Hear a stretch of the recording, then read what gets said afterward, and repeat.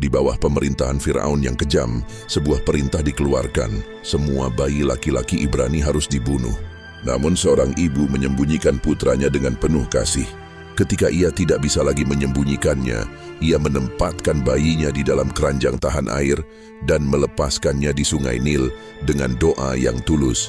Kakak sang bayi, Miriam, mengawasi dari kejauhan dengan hati berdebar. Atas kehendak Tuhan, keranjang itu ditemukan oleh putri Firaun. Hatinya luluh melihat bayi yang menangis itu. Tiba-tiba Miriam dengan cerdik menawarkan untuk mencarikan seorang ibu susu dari kalangan Ibrani. Dan terjadilah ibu Musa sendiri yang terpilih untuk merawat putranya, sementara takdir besar menantinya di istana Firaun. Di tengah kemegahan istana, Firaun menatap bayi Musa dengan penuh curiga. Sebuah ujian pun disiapkan untuk membuktikan apakah anak ini adalah ancaman atau sekadar bocah biasa. Di hadapannya diletakkan dua pilihan, semangkuk emas yang berkilauan dan semangkuk bara api yang menyala-nyala. Secara naluriah, tangan kecil Musa terulur menuju emas yang memikat. Hati istri Firaun berdebar cemas. Namun atas kehendak Tuhan, malaikat Jibril turun dan membimbing tangannya. Tangan Musa beralih dan meraih bara api, lalu memasukkannya ke dalam mulut. Lidahnya terbakar dan tangisnya meyakinkan Firaun bahwa ia hanyalah anak kecil yang tak berbahaya. Ujian itu menyelamatkan hidupnya, meski meninggalkan bekas pada lisannya. Sebuah tanda bagi takdirnya yang luar biasa sebagai seorang nabi. Diangkat dari sungai, kini ia hidup sebagai seorang pangeran. Di dalam istana Firaun yang megah, Musa dididik dalam segala hikmat dan kemewahan Mesir. Ia belajar sebagai seorang bangsawan, dihormati oleh para penjaga, dan dianggap sebagai bagian dari keluarga kerajaan. Ia mengenakan pakaian terbaik dan menikmati hak istimewa yang tak terbayangkan. Namun di balik kemegahan itu, hatinya menyimpan sebuah rahasia. Ia tahu ia bukan salah satu dari mereka. Dari jendela istana, ia menyaksikan penderitaan bangsanya sendiri, kaum Ibrani yang bekerja sebagai budak di bawah terik matahari. Setiap hari hatinya semakin terbelah antara dunia istana dan jeritan kaumnya. Musa, pangeran Mesir, membawa beban dua dunia, sementara benih takdir besar sebagai seorang pembebas mulai tumbuh di dalam jiwanya. Sebuah bara api menyelamatkan nyawa seorang bayi, namun meninggalkan bekas seumur hidup. Luka di lisan Musa bukanlah sebuah kecacatan, melainkan sebuah tanda yang telah tertulis. Tumbuh dewasa, Musa merasakan keterbatasan itu. Ia bukanlah seorang orator yang fasih, namun Tuhan tidak memilih utusannya berdasarkan kefasihan lidah. Ketika Tuhan memanggilnya dari semak yang terbakar, Musa berkata, "Aku ini berat mulut dan berat lidah." Ia menunjukkan kelemahannya, tetapi Tuhan menjawab, "Bukankah aku Tuhan yang membuat lidah?" Luka masa kecil itu menjadi simbol abadi.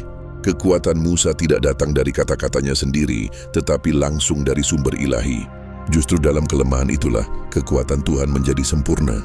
Lisannya yang cacat akan menyampaikan firman yang mengguncang takhta Firaun dan mengubah sejarah. Sebagai pangeran Mesir, Musa memiliki segalanya. Namun darah Ibrani yang mengalir dalam dirinya tidak bisa diam melihat penderitaan bangsanya. Suatu hari ia menyaksikan seorang mandor Mesir dengan kejam memukuli seorang budak Ibrani. Kemarahan yang telah lama terpendam akhirnya meledak. Dalam sekejap mata, keadilan di tangannya sendiri mengambil alih. Ia menengok ke kiri dan ke kanan, dan karena tidak melihat ada orang lain, ia memukul orang Mesir itu hingga tewas. Satu pukulan itu mengubah takdirnya selamanya. Rasa takut dan bersalah menyelimutinya. Kehidupan sebagai pangeran telah berakhir. Ia mengubur mayat itu di pasir, berharap rahasianya terkubur bersamanya. Tindakan ini memaksanya melarikan diri dari Mesir, meninggalkan kemewahan istana untuk memulai perjalanan baru di padang gurun sebagai seorang pelarian. Setelah melarikan diri dari Mesir, Musa tiba di tanah Madian sebagai seorang pelarian. Lelah dan sendirian ia menemukan ketenangan di sebuah sumur. Di sana ia menolong putri-putri Nabi Syuaib yang kesulitan memberi minum ternak mereka. Kebaikan hatinya sampai ke telinga ayah mereka. Nabi Syuaib, seorang yang bijaksana, menawarinya pelindungan dan pekerjaan sebagai penggembala. Di padang gurun Madian, kehidupan pangeran berganti menjadi penggembala yang rendah hati. Di antara kawanan ternak, di bawah langit yang luas, ia belajar kesabaran dan perenungan, jauh dari intrik istana. Sebagai imbalan atas pengabdiannya, Nabi Syuaib menikahkannya dengan salah satu putrinya. Di Madian, Musa menemukan sebuah keluarga dan kedamaian, sebuah babak baru yang mempersiapkannya untuk panggilan agung yang akan datang. Setelah membangun kehidupan baru di Madian, takdir Musa yang sebenarnya memanggil. Saat menggembalakan ternaknya, ia menyaksikan keajaiban, semak yang menyala namun tak terbakar. Dari dalam api itu Tuhan berbicara. Allah memerintahkannya untuk kembali ke Mesir, tempat masa lalunya yang kelam. Tugasnya jelas, menghadapi Firaun, penguasa yang zalim dan sombong. Musa harus menuntut pembebasan kaumnya Bani Israel dari perbudakan yang kejam. Dengan tongkat di tangan dan iman di hati, Musa memulai perjalanan kembali, siap untuk menantang kekuasaan terbesar di muka bumi atas nama Tuhan. Di puncak suci Bukit Tursina, di tengah kesunyian malam, Musa menerima panggilan langsung dari Sang Pencipta. Di sanalah ia diangkat menjadi seorang rasul dan dibekali dengan mukjizat sebagai bukti kenabiannya. Allah berfirman, "Lemparkan tongkatmu." Seketika tongkat kayu itu berubah menjadi ular besar yang merayap dengan gesit. Kemudian Allah memerintahkannya, "Masukkan tanganmu ke dadamu." Saat ia menariknya keluar, tangannya bersinar putih cemerlang, tanpa cacat sedikit pun. Dua mukjizat agung ini diberikan untuk menguatkan hatinya dan menjadi bukti tak terbantahkan saat ia berhadapan dengan Firaun. Dengan perintah Tuhan, Musa menghadap Firaun.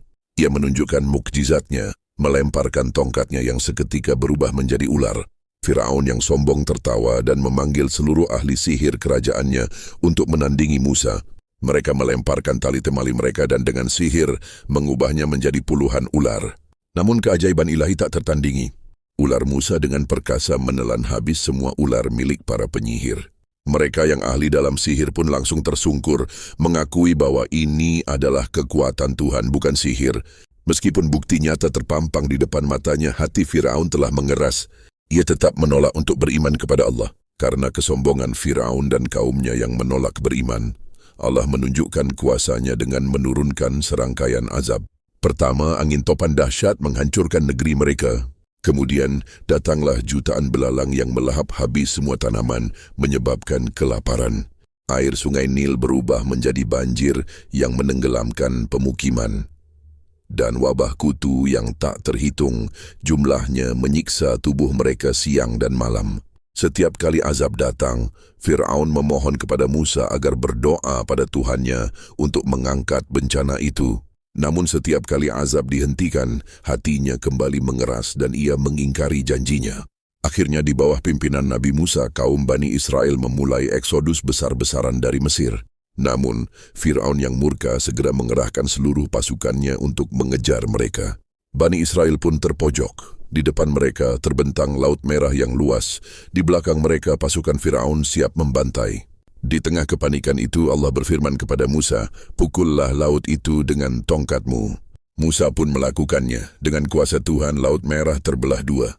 Terciptalah jalan kering di dasar laut, diapit oleh dua dinding air yang menjulang tinggi. Dengan takjub, Bani Israel menyeberang dengan selamat. Dengan sombong, Firaun dan seluruh pasukannya mengikuti Bani Israel masuk ke dalam jalan kering di tengah laut. Mereka yakin kemenangan sudah di depan mata. Namun begitu orang terakhir dari Bani Israel menjejakkan kaki di pantai seberang dengan selamat, Allah memerintahkan laut untuk kembali seperti semula. Dinding air yang menjulang tinggi itu pun runtuh. Air laut kembali menyatu dengan kekuatan dahsyat, menelan Firaun dan seluruh tentaranya tanpa sisa. Hari itu, kezaliman Firaun berakhir selamanya di dasar Laut Merah, menjadi pelajaran abadi tentang kesombongan yang dihancurkan oleh kuasa Tuhan. Saat air laut mulai menerjang, segala kesombongan Firaun sirna. Di hadapan maut, ia melihat kebenaran yang selama ini ia tolak. Kepanikan dan ketakutan yang luar biasa menguasainya. Di detik-detik terakhir hidupnya, saat air sudah menenggelamkannya, ia berteriak, "Aku percaya bahwa tidak ada Tuhan selain Tuhan yang dipercayai oleh Bani Israel." Namun taubat di ambang kematian sudah tidak ada artinya. Pintu ampunan telah tertutup baginya. Allah menyelamatkan jasadnya agar tetap utuh dan terdampar di pantai sebagai tanda dan pelajaran abadi bagi seluruh umat manusia setelahnya. Jangan baik-baik berlanggaran untuk kisah inspiratif lainnya. Tuhan memberkati Anda.